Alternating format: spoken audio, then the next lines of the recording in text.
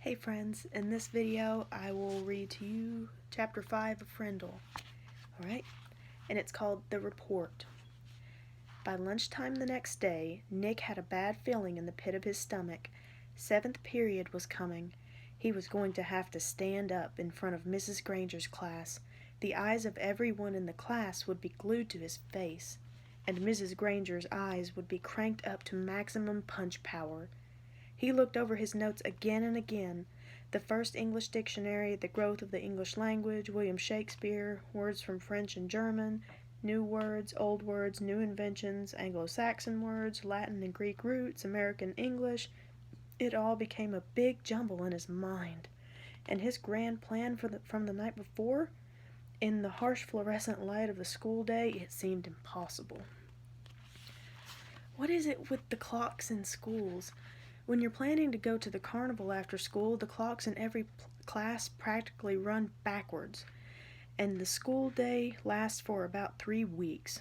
But if you have to go to the barber or go shopping for clothes after school, zip, the whole day is over before you can blink. And today, after lunch, periods 5 and 6 went by in 2 ticks. As the 7th period bell rang, Mrs. Granger walked into the classroom, took 4 steps to her desk at the side of the room, flipped open her attendance book, glanced out at the class, and made 2 little check marks.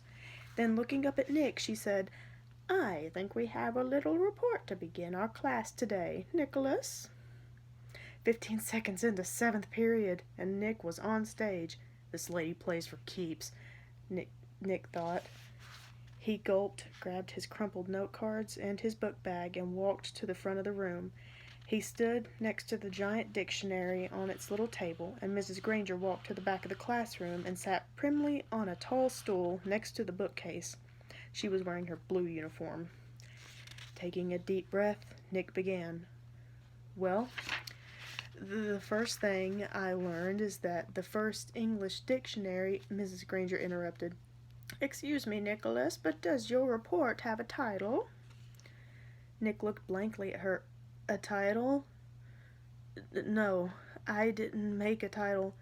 "Class, please remember to include a title whenever you prepare an oral or written report. Now please go on, Nicholas," and she smiled and nodded at him. Nick began again. Looking right at Mrs. Granger, he said, "The dictionary." A couple of kids thought that was funny, but Nick played it straight and just kept talking.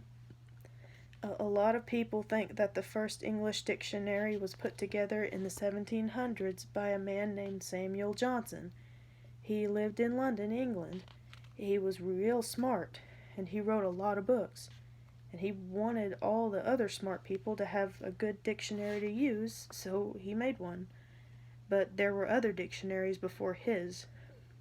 The thing that was different about Johnson's dictionary was its size.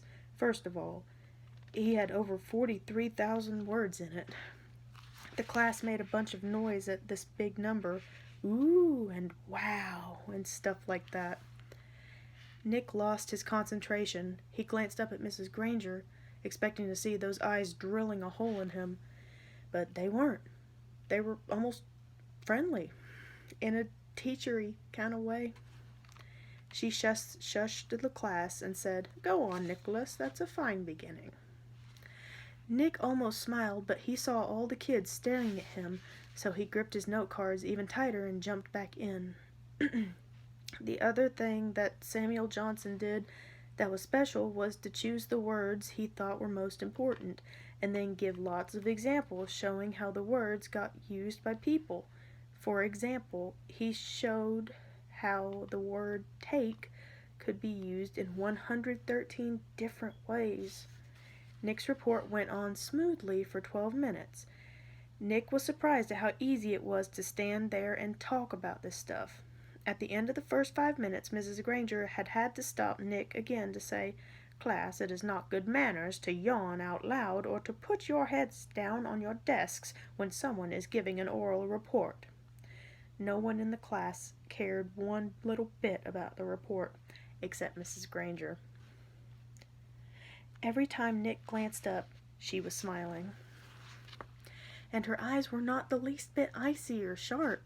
She was eating this stuff up, listening and nodding, and every once in a while she would say, "Very good point," or "Yes, that's exactly right." But the next time Nick looked up, he saw Mrs. Granger sneaking a look at her watch. 18 minutes gone. Maybe his idea was going to work after all. Time for phase 2.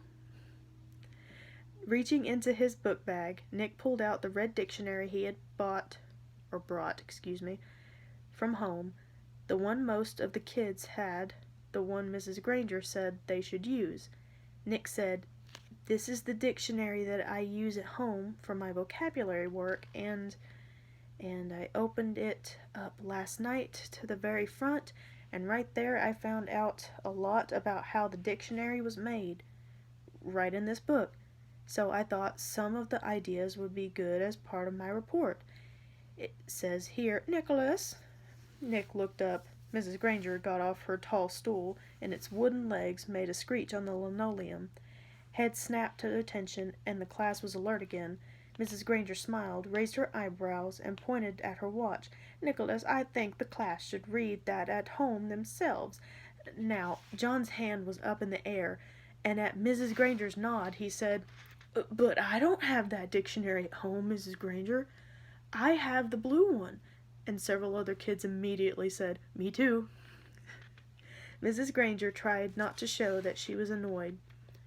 "Very well, Nick, but it shouldn't take too long. We have other things to do today." Nick kept his eyes open wide and nodded, adjusted his glasses on his nose, and began to read. Without question, this modern American dictionary is one of the most surprisingly complex and profound documents ever to be created, for it embodies unparalleled etymological detail, reflecting not only superb lexicographic scholarship, but also the dreams and speech and imaginative talents of millions of people over thousands of years. For every person who has ever spoken or written in English has had a hand in its making. It was a long article, and the kids were bored to death, but no one looked bored at all. Every kid in the room knew now that the period was more than half over, and that Nick's report wasn't just a report. It was one of the greatest time wasters he had ever invented. Mrs. Granger knew it too. She had edged around from the back of the room to the side near the windows. Nick glanced up at her now and then as he read, and each time Mrs. Granger's eyes clicked up to a new power level. After 8 minutes of Nick's best non-stop reading, her eyes were practically burning holes in the chalkboard behind him. There were only 10 minutes left in 7th period. When he took a breath to start a new paragraph, Mrs. Granger cut him off. "That's a fine place to stop, Nicholas. Class, let's all give him a round of applause for his report." The applause didn't last long. As Nick took his book bag and notes and sat down, Mrs. Granger's eyes went back to almost normal, and she actually smiled at him. "Although your report was a little long," she paused to let that sink in, "it was quite a good one. And isn't it fascinating that English has more different words than any other language used anywhere in the world?" She pointed at her large dictionary. "That one book contains the definitions of more than 450,000 words. Now, wasn't I right, Nicholas? All this will mean so much more since you learned about it on your own." Mrs. Granger was beaming at him. Nick sank lower in his chair. This was worse than writing the report, worse than standing up to give it. He was being treated like the teacher's pet, and he had the feeling she was doing it on purpose. His reputation was in great danger, so he launched another question. He raised his hand, and he didn't even wait for Mrs. Granger to call on him. "Yeah, but I still don't really get the idea of why words all mean different things. Like, who says that dog means the thing that goes woof and wags its tail? Who says so?" And Mrs. Granger took the bait. "Who says dog means dog? You do, Nicholas. You and I, and everyone in this class and in this school and in this town and in this state and in this country. We all agree. If we lived in France, we would all agree that the right word for that hairy four-legged creature was a different word, chien. It sounds like sheen or sheen, but it means what dog means to you and me. And in Germany, they say Hund, and so on, all around the globe.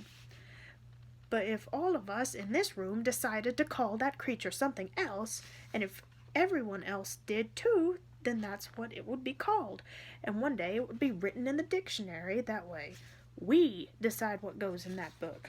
And she pointed at the giant dictionary, and she looked right at Nick, and she smiled again. Then Mrs. Granger went on. But of course that dictionary was worked on by hundreds of very smart people for many years, so as far as we are concerned, that dictionary is the law. Laws can change, of course, but only if they need to. There may be new words that need to be made, but the ones in that book have been put there for good reasons. Mrs. Granger took a look at the clock. 8 minutes left. Now then, for today you are to have done the exercises beginning on page 12 of your Words Alive book. Please get out your papers. Sarah, will you read the first sentence, identify the mistake, and then tell us how you corrected it? Mrs. Granger jammed the whole day's work into the last 8 minutes. A blur of verbs and nouns and prepositions, and yes, there was another homework assignment. And Nick didn't try to sidetrack Mrs. G again. He had slowed her down a little, but had he stopped her? No way. She was unstoppable, at least for today. That was chapter 5 of Frindle. Thank you for listening.